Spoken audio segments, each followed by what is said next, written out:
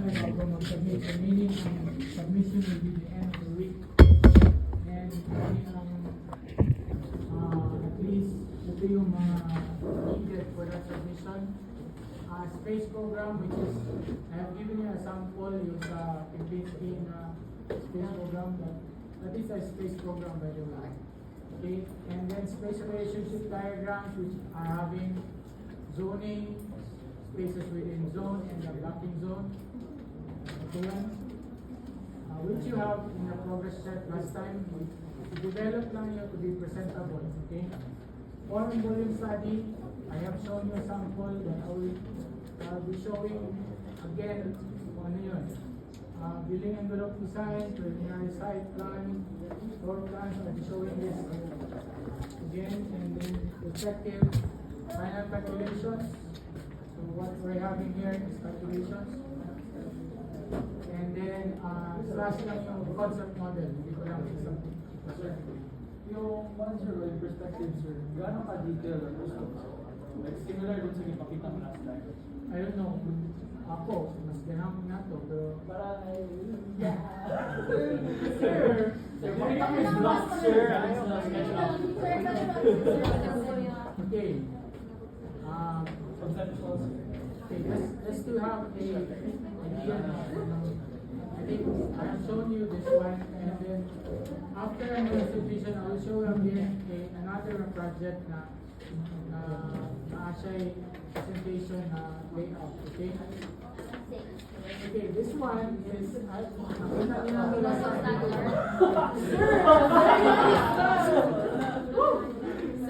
Okay, really siya yung but at least now, now guys, I will explain to you the important thing in our presentation. In actual practice, kanya presentation is make or break me. Morning ang point ang in-explain sa office. If really siya ma-approve, the client would pay you kanilang na part, and then he will look for another architect to design sa iyang gusto. So pag dili niyo mo siya ma-approve sa client, meaning mangita siya lain. That's to be practical. Sir,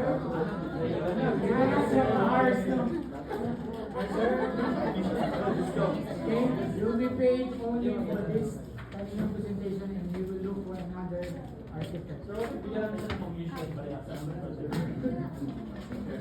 So this is a very important presentation proceeding until moment of graduation.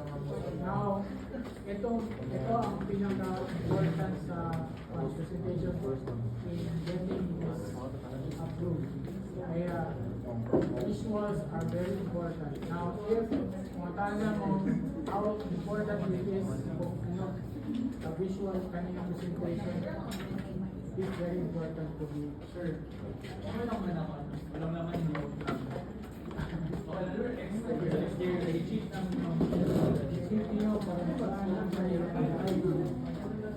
Okay, now again, just to get a idea on how to present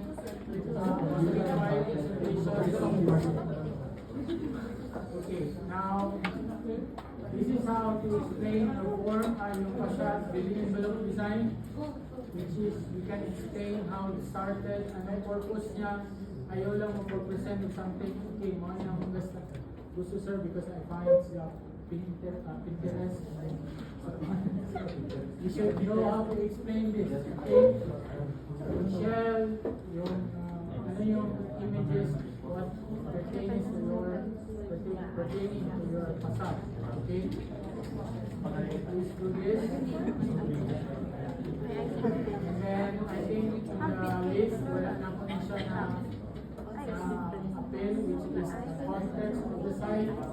Okay? This one, palit din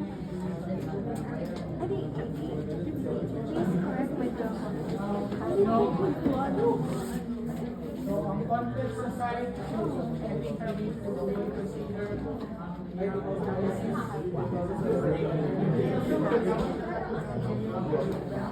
Then, just explain how the form holds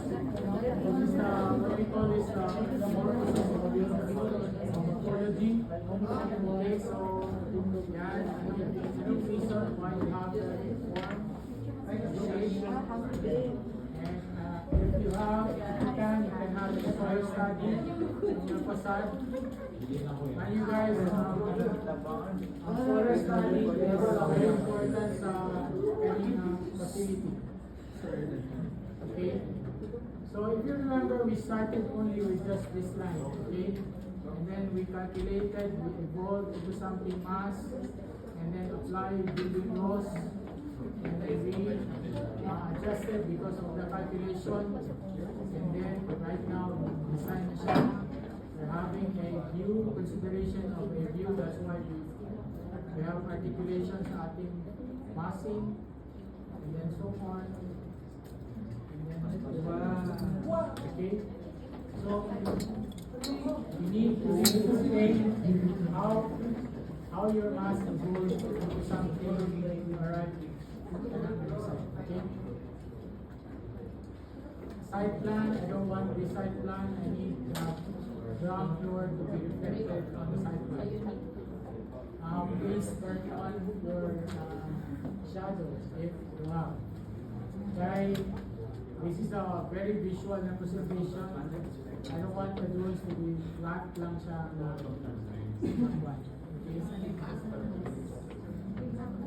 Plan, by the way, color coded to identify CFA and then non-CFA. So, in a one, it's a non-CFA. This is the non-CFA gray. And in all of it, I can profit from this one. Okay? And the guys that we're presenting is not technical. They are business-minded people, market. So, ang ilang tanawon, by one glance, mas dako ang color kaysa kung gray. Okay? And always, if you have some lines below, please, important kayo para ma-release natin kung saan ang iyang ilalong based on the plan. Okay? And then what I think, I remember I require you to have a grid. Even in site plan, kani wala siya grid. Pero I need to have the grid placed in here. Not necessarily na mag-butang ka grid na mahanap yun. Just want it to be something here. Every time you put a column grid, it should intersect with a column. Ayaw siya butang column na wala. Dito lang ako ibutang. Dapat na siya ay connection with the structural grid. Okay? Need po na may laman yung mga yes, because this is a concept schematic. Okay? Kaya ninyo? Sir, Ay, sir, so, pwede wala lang ako ng burden first? Okay, sige. But sa Kempinski, although na yung requirements sa furniture dito, right? Dapat wala to yung mga wala dito. Kung saan requirements sa room, mga ito ang requirements. Okay. Now, this is the sample grid.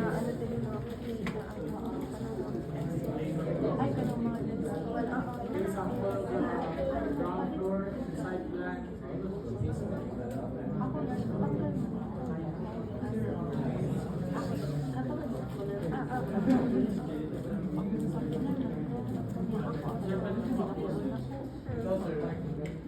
Okay, ako, kailangan ko ma-fun sa inyo, but you know what?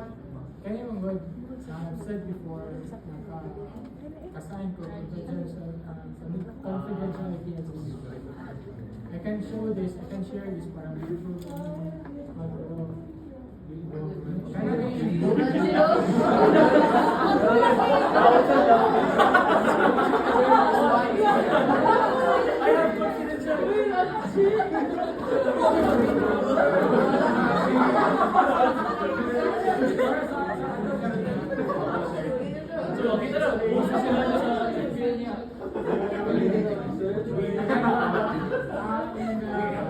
ED na stage or presenting also some drawing book But, okay, the relevance of this one is to explain you properly yung behavioral analysis ng user. Okay? Kung saan siya arrive sa facility and then go in, asa siya i-stop, and then afterwards, asa yung movement, walang vehicular, pedestrian, service, and so on. Now, imagine sa hotel, pila ka buok ng klase na tao, internet, service, guest, non-guest, isa pa. And then, okay?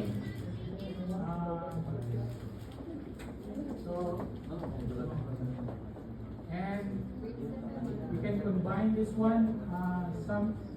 I've mentioned before, na ay restriction ang flow ng gikan sa mall papunta ng office and mall papunta ng hotel. Ang hotel can enter the mall freely, pero ang isa di. Okay, nasa restrictions. And na-time ang mall, sara ang mall, so sara din yung connection nila. Okay. Ang office din cannot really have restrictions papunta mo sa hotel. Binigyan ko sa restrictions.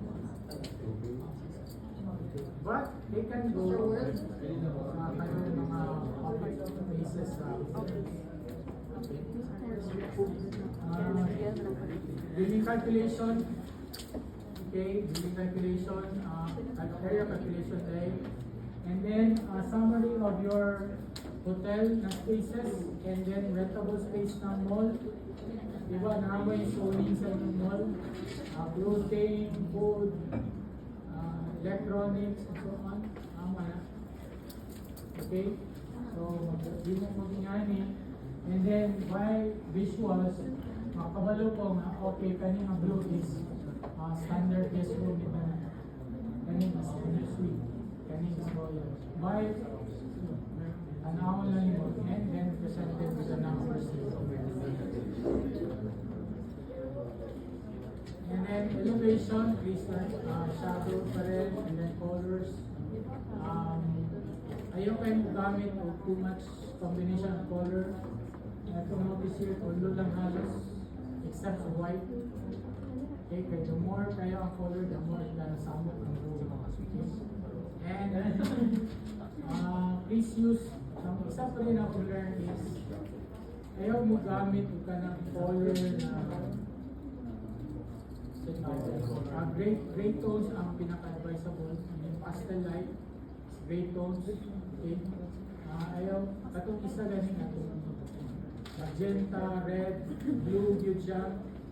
Ay mo siyang sama sa mata when presenting noise. Okay.